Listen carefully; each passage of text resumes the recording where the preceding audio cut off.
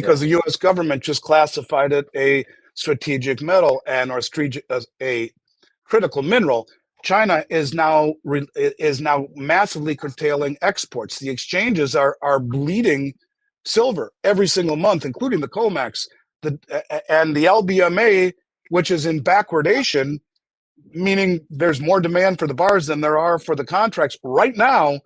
This is structural, and it's getting worse. I think silver has not been allowed to express itself in price because the military-industrial complex has been holding it down, and that's not just in the United States. That's all around Western Europe. They've held it down to build high-tech weapons, and you need huge amounts of it to build high-tech weapons. And the countries that have exploited the delivery mechanism over the last few years for a long time were not sophisticated, coordinated, or motivated enough to do this. They are now, and wealthy.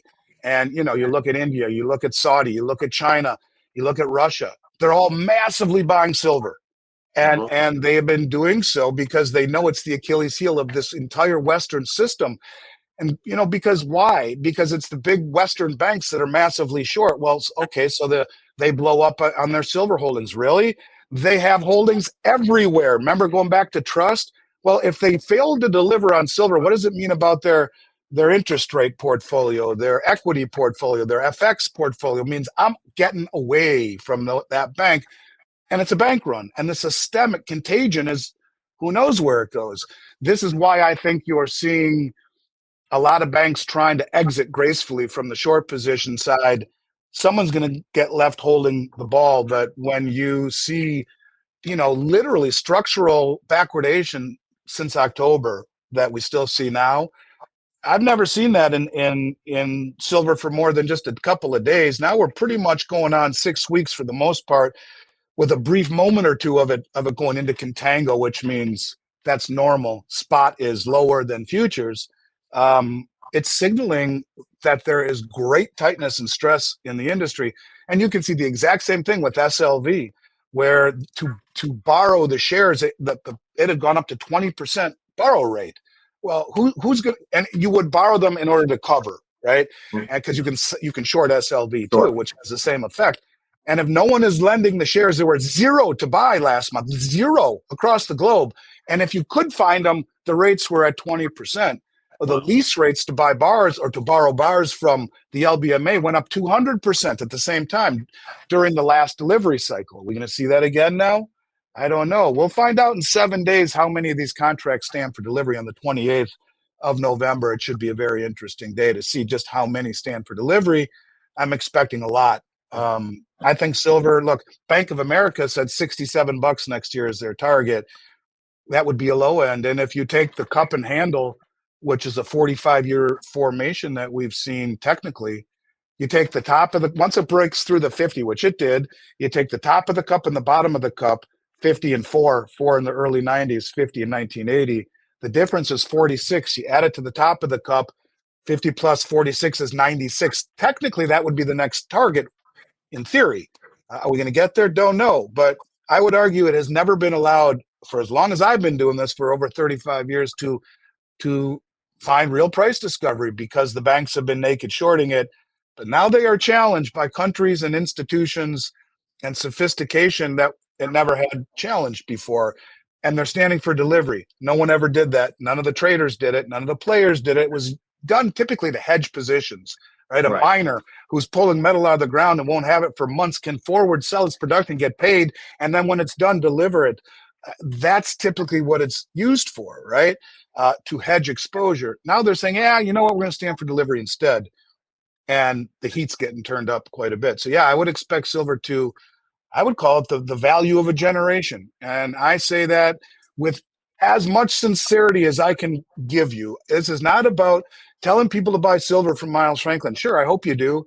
But I'm telling you, buy it no matter where you buy it from, and get it in your possession, because the biggest money in the world is making an overt attempt to do just that. Don't do what the talking heads say. Do what the biggest money in the world is doing, and get it in your possession. Like to say, follow the money, follow the money, follow the money. Man. You know, so much of the dark pools out there and the private equities and solvent wealth going in, and offices is going. I mean, they're just going deep, deep, deep and buying a lot, accumulating a lot of gold and silver right now. I would say that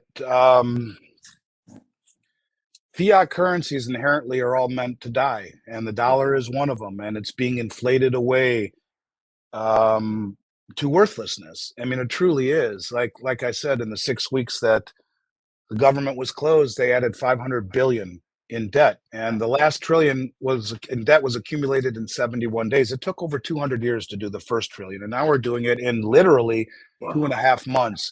It's accelerating, and when you realize that a trillion seconds ago was 31,688 years ago, that's a problem. When you realize that the US now has a record 18.6 trillion in household debt, up 60% over the last decade, where auto loan delinquencies are at their highest level in 15 years.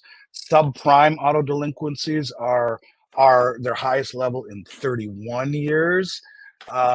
Student loan delinquencies at an all-time high. Credit card delinquencies, the highest in 14 years.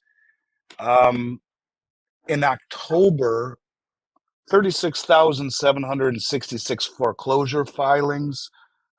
People getting kicked out of their homes. That's 3% higher than the previous month, 19% higher than the same time last year. The economy's in trouble. We talked about the bank. We've talked about all this stuff. You don't buy gold and silver to become wealthy. You buy it because it is wealth that has outlived 2 world wars, the German hyperinflation, the Great Depression, every pandemic, everything.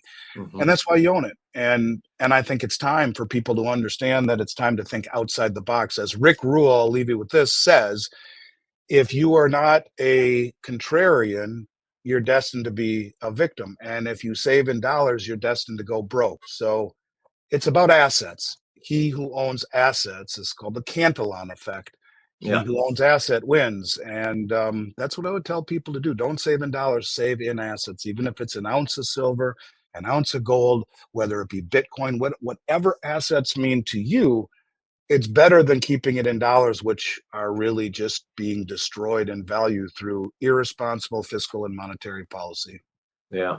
We saw it with the Roman Empire. We saw it when England was, when they were the dominant dollars and money at that point. Now in the United States, and now it's dwelling in our hands and it's going eastward. It is. So there is no question about it. I think you're smart to realize that. I would say there's a pattern every time. It starts with governments overspending, like the Romans, like we are. They borrow to cover the gap, or they debase the coins. They cut them smaller. They take the metal out. Michelle McCory just did an interesting deal on our channel about pennies and what it really means, how they're taking the penny out. But it's more interesting. Watch it. It's a short one. Talks about this. But then after that, central banks print to keep it all going. We see that. The currency weakens. We're seeing that. The insiders move to hard assets. We're seeing that. The middle class gets crushed. We're seeing that. The system resets as its mathematics would demand it.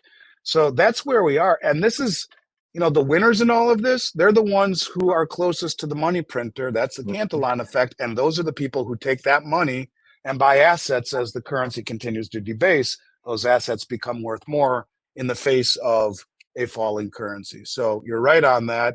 And it's the same pattern every single time. I'll say this. 1, silver has been reclassified a critical mineral by the US government. 2, the amount of gold and silver coming into the country over the last year is off the hook, and it's the biggest money in the world bringing it back in.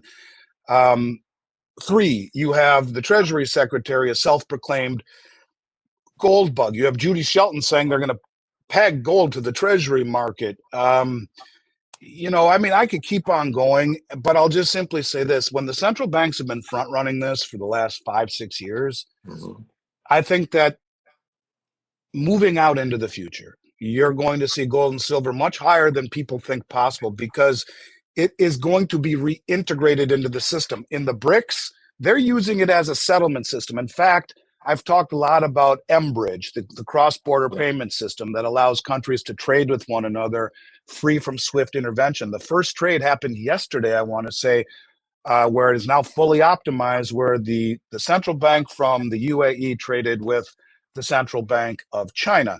Now let's play that out. China would buy oil from the UAE and use digital yuan and trade over mBridge.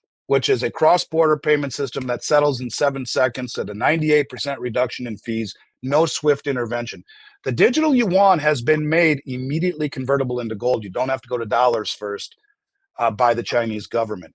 They are building, the Shanghai Gold Exchange is building a series of multi-jurisdictional vaults all around the Belt Road Initiative for this purpose.